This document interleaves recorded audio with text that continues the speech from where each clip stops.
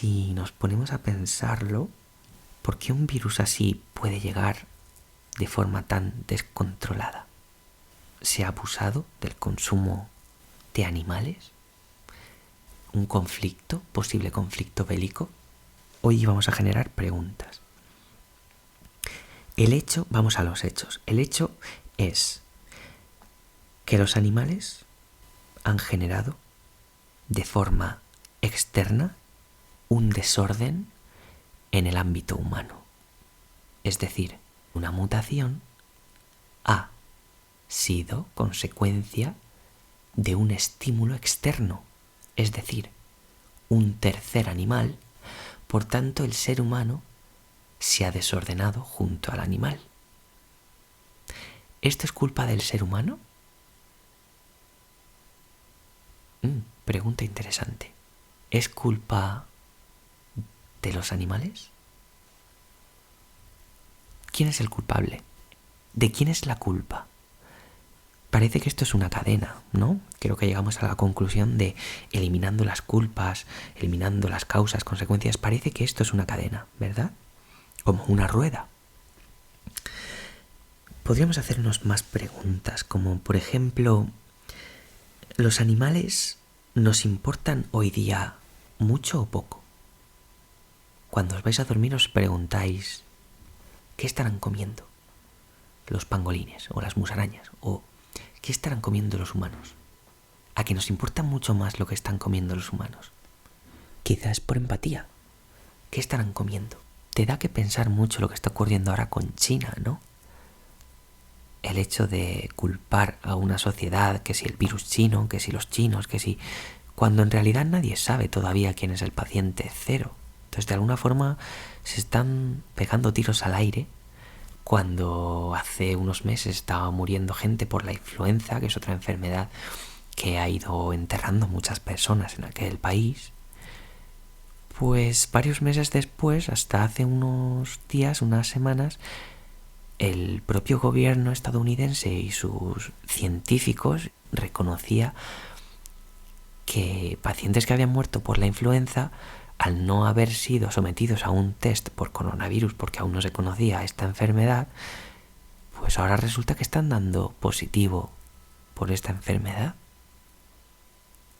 Y que el propio gobierno chino está instando a través de sus ventanas gubernamentales, está reclamando una apertura con los datos reales y públicos de estas muertes y de esta información que contrasta totalmente con lo que ha ocurrido en todos estos meses.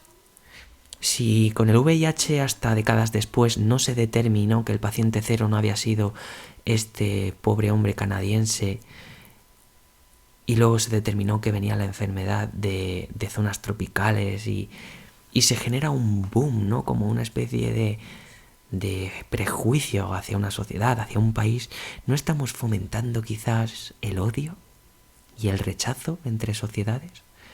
Buscando un culpable.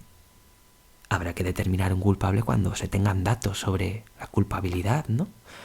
Y a esto voy otra vez a la objetividad, porque si somos tan subjetivos de crear ideas sin hechos obvios, determinados, contrastados, reales, estudiados, ¿no creéis que estamos siendo presos de la subjetividad de la humanidad? El otro día leí que parece que como sociedad alguien afirmaba que cada vez parece que nos afecta cada vez menos lo que le ocurre a los animales. Sí, a través de los vídeos o imágenes, o cuando aparece un animalito de estos bonitos, como pueda ser un perro o un conejito, o algo que asociamos a la dulzura o a la bondad. Pero si hablamos de un murciélago quizás ya no nos importa tanto, ¿no? Quizás es una mirada mucho más, de alguna forma menos dulce, ¿no? Entonces ya no nos acercamos tanto a ese pobre animalito, ¿no?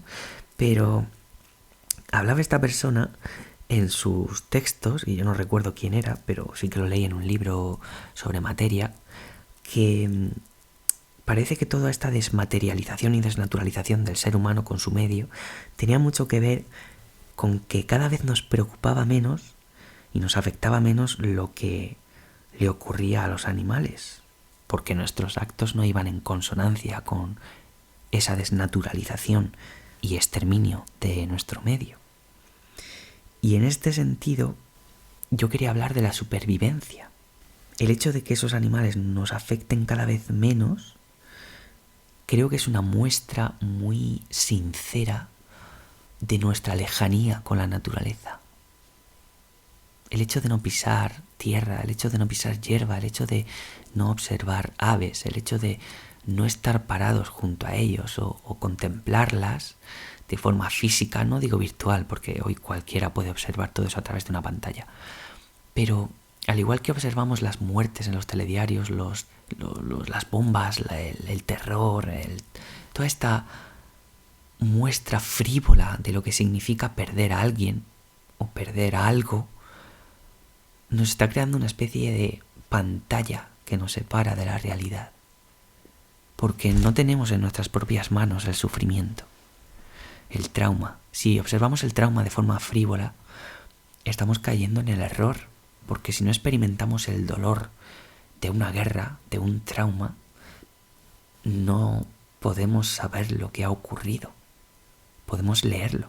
En la Guerra de los Mundos, que os lo vuelvo a recomendar, habla precisamente de esto y es súper interesante porque cuando esos poquitos que logran ver a los extraterrestres empiezan a huir del lugar donde han caído y han generado el caos y la destrucción, el horror que ellos observan intentan transmitírselo al resto de personas en Londres y en otros lugares de Inglaterra, y nadie, al haber visto lo que han visto sus ojos, al haber oído y visto la muerte que ellos han visto en esas tierras a cientos o decenas de kilómetros, nadie cree que algo así pueda ocurrir, que algo tan duro, tan caótico, tan extraño y tan fuera de lo común pueda ocurrir en nuestros días. Imaginad aquellos años, que no estamos hablando del siglo XXI. Entonces, la historia parece que se repite, que cuando no vemos al enemigo o a alguien muy cerca sufriendo junto a nosotros, no creemos lo que pueda estar pasando, como lo que ha ocurrido en China o en Italia. Hasta que no tenemos el sufrimiento en casa, no nos preparamos y no nos armamos. Fruto quizás de la poca credibilidad o empatía que estamos ejerciendo sobre los que están en otra distancia, los que están observando un poco más lejos. Creo que es un ejercicio de empatía.